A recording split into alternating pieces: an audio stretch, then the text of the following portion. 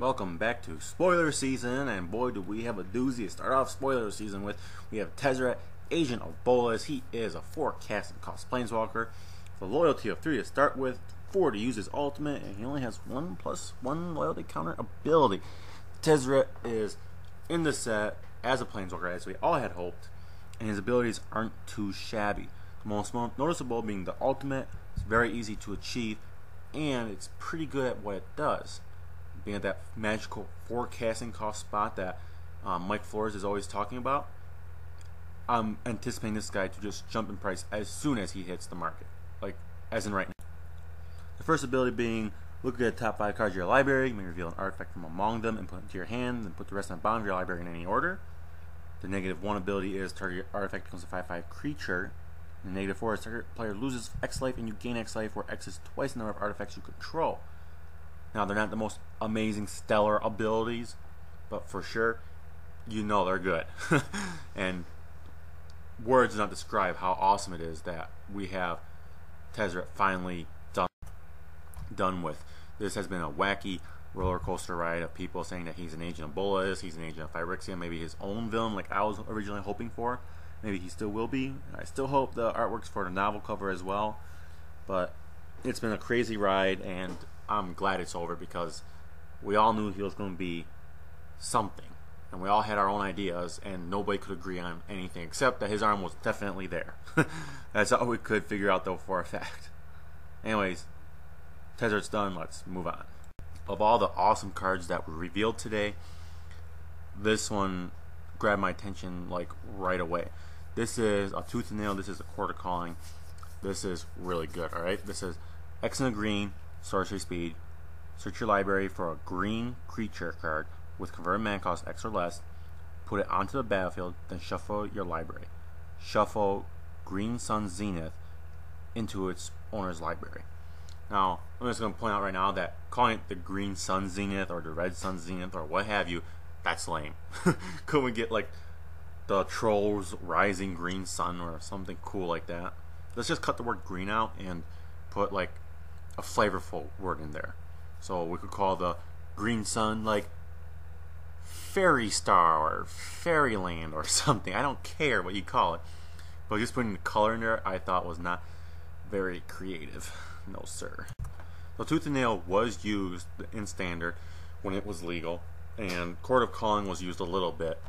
I have no doubt in my mind that this is probably going to get used. I don't know how competitively, but I definitely think it's going to get used. And I'm picking up a playset just because the artwork is so awesome. If I can get a print of this, that would be amazing because it looks like, you know, the natural green setting with the evil of Phyrexia and death rising up. And obviously I'm for the war, Phyrexia winning the war, and all the flavor texts that I'm previewing today kind of match up with that.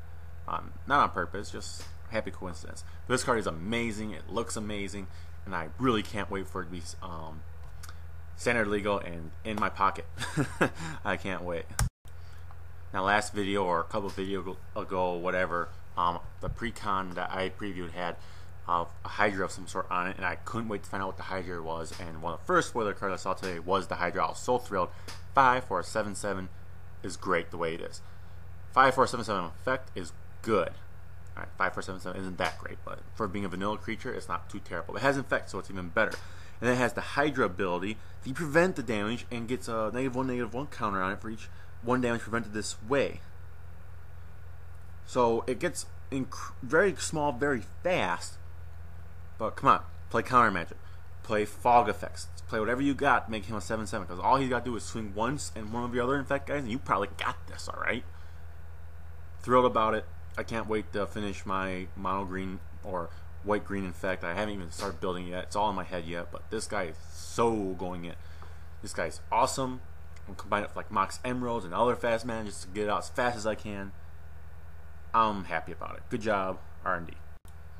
Kurtar's Wrath has got nothing on Phyrexian Rebirth. This is the Black Wrath of God that is like the not damnation or not the mutilate. This is like the wrath that's black, that's in white. This is 4 double white sorcery speed. Destroy all creatures. Then put an XX horror or colorless horror creature token onto the battlefield, where X is the number of creatures destroyed this way. Again, Phyrexia flavor text suggests that Phyrexia is Window War. I might be reading a little bit into that, but whatever.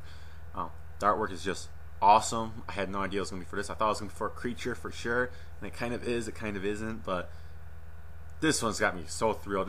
I was thrilled about the spoilers for today long before I saw Tezzeret, and Tezzeret just put it over the top. I could not believe how good of a day this had turned into. Phyrexia Rebirth, so much better than Kurtar's Wrath. Kurtar's Wrath just goes to show that it's not used at the cost, and they can make something better, and this is something better. Not a WOG, not a Day of Judgment. It's just different. I'm willing to bet it's really good in standard. Words cannot describe how disappointed I am with this card. I thought this artwork was going to be something really cool, but Red Sun Zenith is not cool at all. X and red, obviously they're all going to be X in whatever color they are. Red Sun Zenith deals X damage to target creature or player. If a creature dealt damage this way, we put into a graveyard this turn, exile it instead. Shuffle Red Sun Zenith into its owner's library. Sorcery speed. It's just terrible. A recurable blaze that removes creatures from the game instead. I really hope I'm wrong about this because this card is just terrible. I was really hoping for a goblin effect. It's not. My bad. There's still monsters partying in the background though, and in the foreground. This is the new Lurgoyf, or Lurgoyfi, or however it's pronounced. It's a forecasting cost, living weapon. Equipped creature gets +X, where X is the number of creatures in all graveyards. Equip of 2. It's very Lurgoyfi. It has the same for mana cost as a Lurgoyf, and it's colorless. I don't care if Lurgoyf has extra toughness, this is better. Pretty much always. Lurgoyfs themselves have not been very strong in the past, but Magic is an evolving game, and eventually all the terrible cards like Squire, Eager Cadet, and eventually Llanowar Elves are going to be replaced with something better. I think the Elves were replaced by Birds of Paradise a long time ago. It's a pretty good effect. I like it. I really hope it sees standard play because a Lurgoyf needs to be in standard and dominant. That's not Magnivore. But regardless, casual players like myself love it. But I've loved all the spoilers so far today, so I'm a bit biased. Great artwork too. Loving this set so far. There were a lot of spoilers revealed today, and that's just the tip of the iceberg. I will be looking at most of the cards that revealed just today. A lot of them were commons and uncommons, and a ton of rares. Really thrilled about that. The rares are looking great, minus the terrible red goblin one, Red Sun Zenith.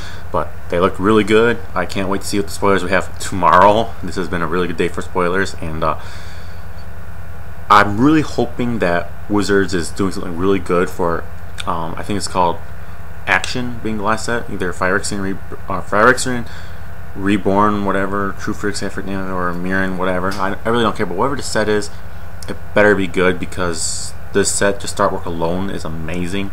And if the artwork doesn't match up in the last set, I'm going to be really disappointed. But regardless, awesome spoilers for today. I'll give you guys more spoilers next week. And stay tuned this week for the bonus show, which I'm just finishing up and will be up in a couple of days. So see you guys in a couple of days, and then I'll see you guys next Tuesday.